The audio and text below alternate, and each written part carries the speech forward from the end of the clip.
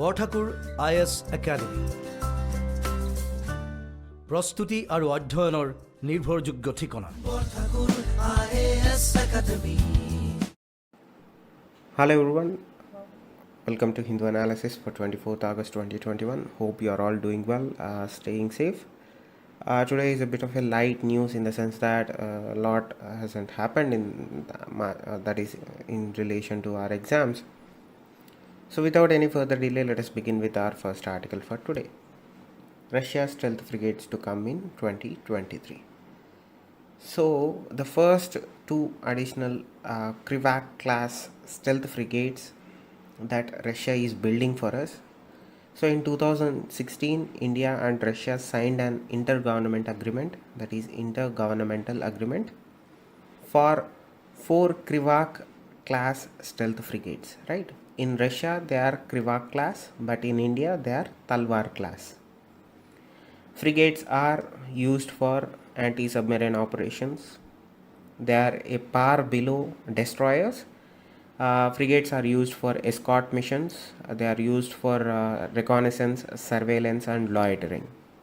Because of their light weight, their armaments and their fast speeds, they are used for escorting, meaning protection detail. They escort aircraft carriers, destroyers or a fleet. They carry out escort missions for commercial vehicles in problematic straits in India and around world, right? In India means in Malacca Straits and other areas.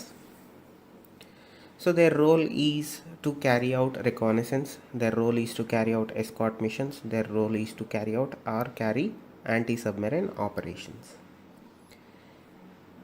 India in 2016 via an intergovernmental agreement with Russia agreed to purchase 4 Krivak from Russia, but in India they are Talwar class stealth frigates, and 2 are being built by Russia. They are like off the shelf, like how we discussed yesterday, off the shelf. They are being built in Russia, and those 2 which are being built in Russia are expected to be delivered in the middle of 2023. They were supposed to arrive in India 2022 or end of 2022.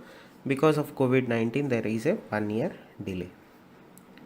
The other 2 we ordered 4, or we made an agreement to purchase 4. 2 will be built in Russia. The other 2 which are to be built will be built by are being built by Goa Shipyard in India, right? This is a $1 billion deal where we are increasing our capacity, loitering or reconnaissance capacity. These are stealth meaning they have they can successfully, or they emit, or they give out low radar signature.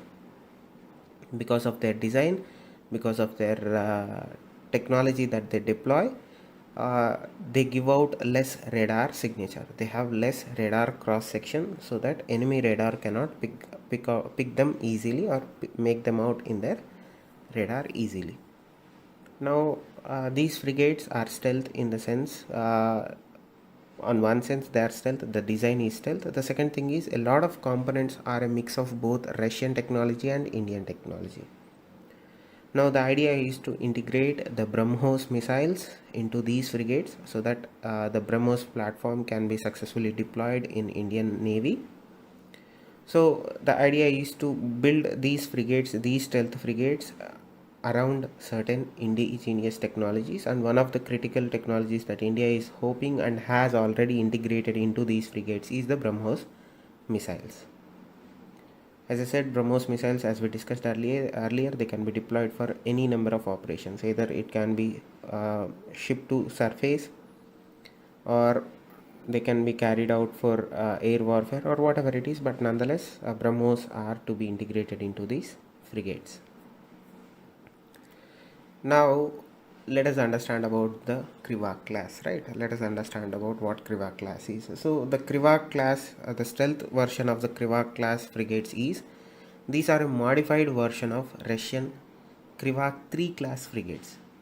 The new component that these frigates have are the stealth features and latest technologies that are incorporated into these frigates. That is what makes them advanced. As I said, these are to be fitted with a number of Indian made subsystems, among which is BrahMos cruise missile system. Indian Navy currently operates 6 Kriva class frigates that we purchased way back in 2013. I think we purchased 6 Kriva class frigates that are currently in Indian Navy service. We first bought 3, then later on we increased that number to 6. We have total 6 Kriva class, that is Talwar class frigates in India. Now we are trying to integrate 4 more stealth capable or stealth variant of same Kriva class frigates into Indian Navy. Now the top speed of this ship is 30,000 knots. The total displacement is 4,000 tons, right? So this is the new procurement from Russia to or for Indian armed forces. So this addition is significant given the recent pullout of America from Afghanistan and America reorienting its priorities in Asia, particularly East Asia.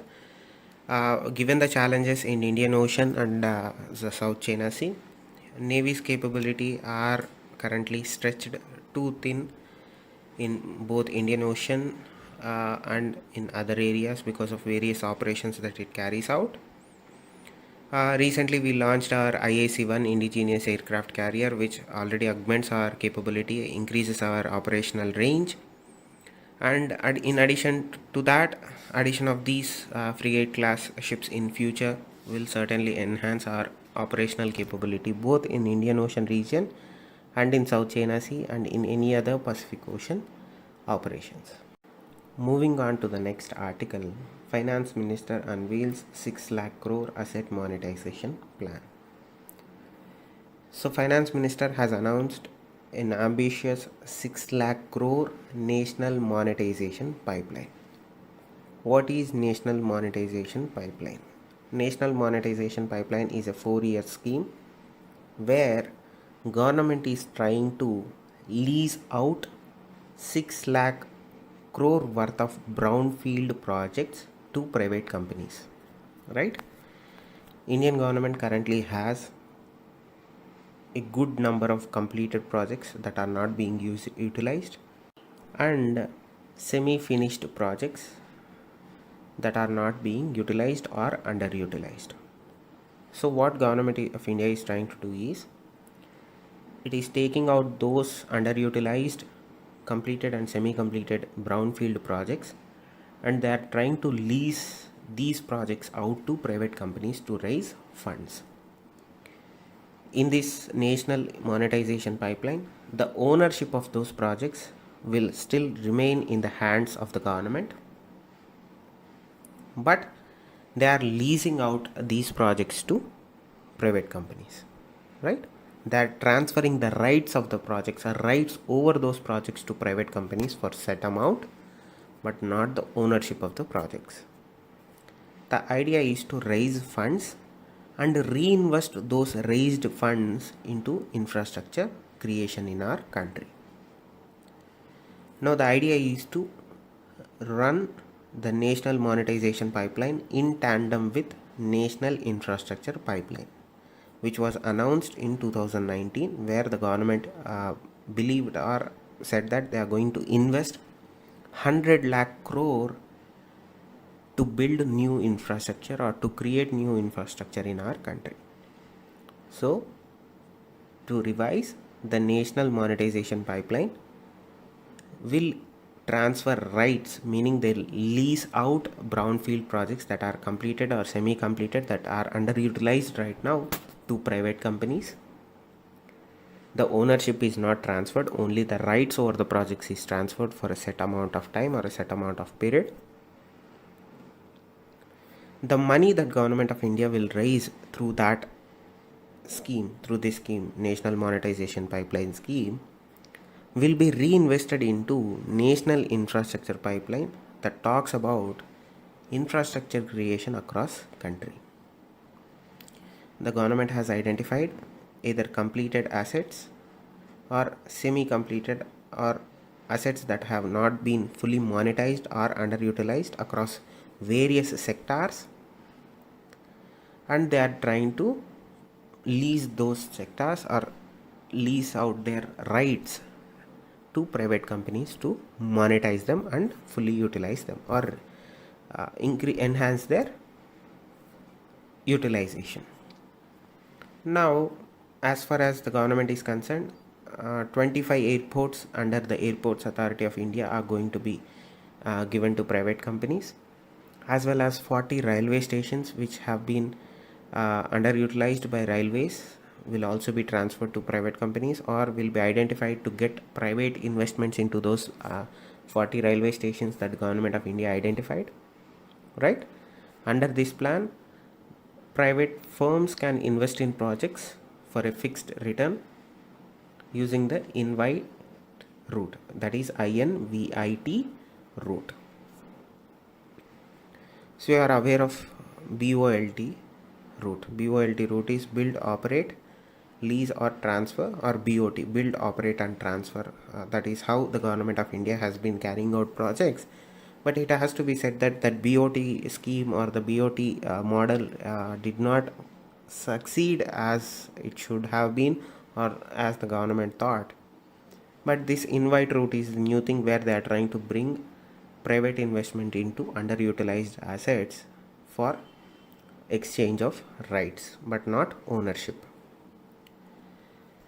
The rights over certain projects will rest with the private companies for a period of time before they are transferred back to government agency, their parental government agency. Again, the idea is to completely utilize underutilized infrastructure.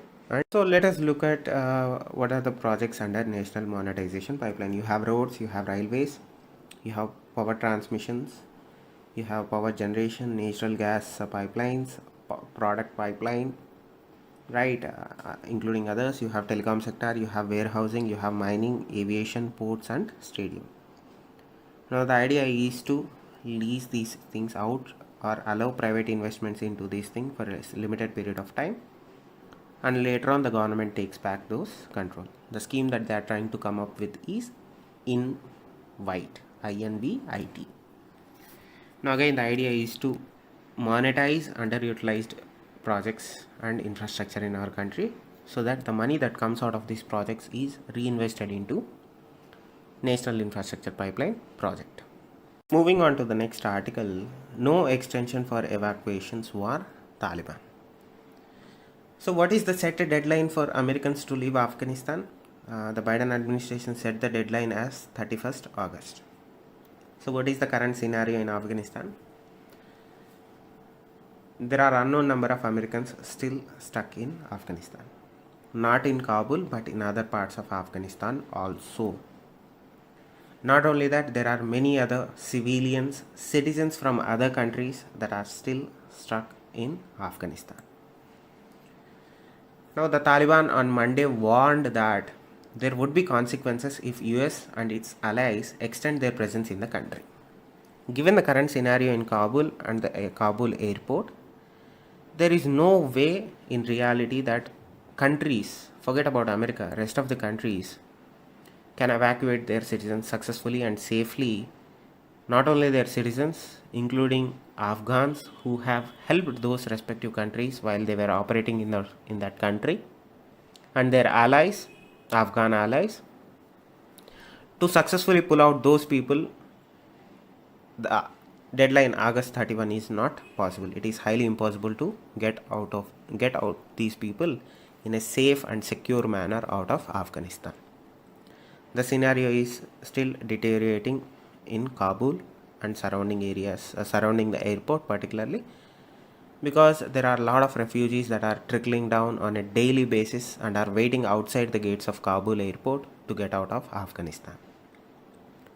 Now the American scenario is also similar. There are instances where Americans are being assaulted. Not only Americans, various other nationals are also being attacked by Taliban at various points. As of now, the situation is very chaotic. The airlifting of foreigners and Afghans is chaotic right now. But the Taliban are threatening that they would face consequences, meaning the Americans and the allies, right, whoever is trying to evacuate their respective citizens and their partners in Afghanistan, they would pay some consequences, or there would be some consequences if Americans and others extend their presence in Afghanistan. See how how the tide has turned. The Afghanistan is giving the Taliban in Afghanistan is giving an ultimatum to the Americans and its allies that if you stay beyond 31, you will bear the consequences of what happens next. You have Indian citizens still stuck out there. You have Indian allies who helped Indian missions, Indian interests in Afghanistan still stuck out there. That is from Indian perspective. The Indian government is carrying out Operation Devi Shakti. The operation is named as Devi Shakti. Minister of External Affairs announced that India's airlifting of its citizens and its allies from Afghanistan is termed or named as Operation Devi Shakti. You have Americans trying to bring in civilian aircraft to evacuate their citizens and their allies. You have the Kabul airport is under the control of American forces, British forces, and special forces of other countries. They have Italian special forces. Multiple other countries have sent their militaries to secure the airport, and along with American special forces and American troops, these other countries' special forces are securing the Kabul airport. Americans control the air traffic control of Kabul International Airport, at least the military side of it. The Taliban have explicitly said that they are not going to allow civilian aircraft. So the Kabul airport is being operated at a limited capacity. Remember, during one point of time, the Indian Air Force C-17 Globemaster had to return with just 7 to 17 people because the Americans have asked us to evacuate that parking space because of the limited parking spaces available to park aircraft in Kabul airport. Now both European Union countries and the British are saying that it would be impossible to get everyone out by August 31. Now there are tragic scenes outside and surrounding Kabul airport. There have been multiple reports of people getting killed, people getting trampled, people getting passed out because of dehydration, because of hunger. Absolutely, there exists absolute chaos outside Kabul airport. But on the other hand, you have Taliban giving out ultimatums to America. As far as what America is willing to do to secure their citizens, not only they are securing their citizens, at the end of the day, they ensure the security and integrity of Kabul airport, at least half of it, so that it allowed other countries to land their aircraft in that chaotic situation, in that fluid situation, to evacuate their citizens and allies. So the situation as far as in Afghanistan is concerned, particularly Kabul, is still fluid. So I found it interesting that Taliban at one point of time was begging Americans to make a deal so that power sharing would happen in the initial stages of war in Afghanistan. And 20 years later, you have Afghanistan giving out ultimatums to America. So the situation is still evolving. And to repeat again, the operation that Indian Air Force and Indian government is carrying out or conducting to evacuate its citizens and Afghan minorities is called Operation Devi Shakti. Thank you. Stay safe. Namaste. Borthakur IS academy প্ৰস্তুতি আৰু অধ্যয়নৰ নিৰ্ভৰযোগ্য ঠিকনা। Borthakur IS academy.